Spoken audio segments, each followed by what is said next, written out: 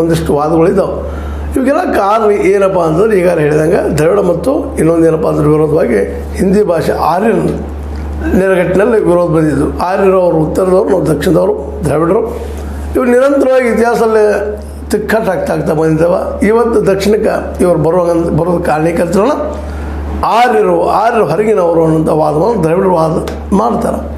ಅದಕ್ಕಾಗಿ ಇವತ್ತು ಅವ್ರ ಜೊತೆ ನಮ್ಮ ಸಂಪರ್ಕ ಬೇಡಪ್ಪ ಅನ್ನೋಷ್ಟು ಮಟ್ಟಿಗೆ ಇದ್ದಾರೆ. ಬಟ್ ಇವತ್ತು ದೇಶ ಡೆವಲಪ್ ಆಗಲಿಕ್ಕತ್ತದ ರೀ. ಮತ್ತು ಹಿಂದಿನ ಇತಿಹಾಸನೂ ಎಷ್ಟು ವರ್ಷ ಹೋಗಿರೋದು ಆಲ್ರೆಡಿ ಇತಿಹಾಸ ಏನಾಗೋದಿಲ್ಲ, ಆಗಿ ಹೋಗ್ಯದ. ಈಗ ಪ್ರೆಸೆಂಟಾಗಿ ಬದುಕಬೇಕಾಗ್ಯದ. ಪ್ರೆಸೆಂಟಾಗಿ ನಾವು ಒಬ್ರನ್ನೊಬ್ಬರು ಇವತ್ತು ಕೂಡಿ ಹೊಂದನೆ ಮಾಡ್ಕೊಂಡು ಹೋಗ್ಬೇಕಾಗ್ಯದ. ಆದರೆ ಈ ಸಂದರ್ಭದಲ್ಲಿ ಈ ವಿವಾದ ಬೇಕಾ ಅಂತೇಳಿ, ಯಾಕಂದ್ರೆ ಇದಕ್ಕೆ ಇನ್ನೊಂದು ಮಾತನ್ನು ಹೇಳ್ತಾ ಇದ್ದಾರೆ ನಮ್ಮ ಎಮ್ ಕೆ ಸ್ಟ್ಯಾಲಿನ್ ಅವರು. ಇಲ್ಲ, ಇದು ಸಾಂಪ್ರದಾಯವಾದಿ ಮತ್ತು ಅದರಲ್ಲೂ ಏನಪ್ಪ ಅಂದರೆ ಹಿಂದುತ್ವವಾದಿ ಪಕ್ಷ ಆಗಿದ್ದರಿಂದಾಗೆ ತಮ್ಮ ವಿಚಾರಗಳು ನಮ್ಮ ಮೇಲೆ ಹೇರ್ತಾ ಇದ್ದಾರೆ ಇವರು ಅನ್ನುವಂಥ ಭಾವನೆಯಿಂದ ಅದನ್ನು ವಿರೋಧ ಮಾಡ್ತಾ ಇದ್ದಾರೆ.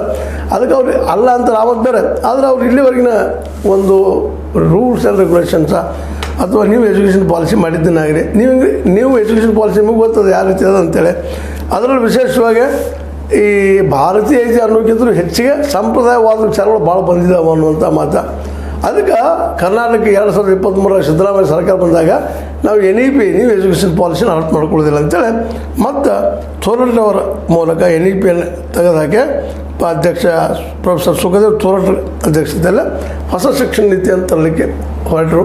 ಮತ್ತು 4 ವರ್ಷ ಮಾಡಿದ್ರು ಮೊದಲು ಅದನ್ನು BA, ಈಗ ಅದು 3 ವರ್ಷ ಮಾಡಿದರು. ಇದು ಯಾವುದೇ ಇರಲಿ ಸತ್ಯ ಘಟನೆಗಳನ್ನ ಹೇಳೋದಕ್ಕೆ ಒಂದು ಎಜುಕೇಷನ್ ಬೇಕು, ಅಕ್ಷರ ಜ್ಞಾನ ಇರಬೇಕು, ಜೊತೆಗೆ ವೈಚಾರಿಕ ಶಕ್ತಿ ಬೆಳಿಬೇಕು ಅನ್ನೋದು ಎಲ್ಲ ಒಂದು ಏನಪ್ಪ ಶಿಕ್ಷಣ ನೀತಿ ನೀರು.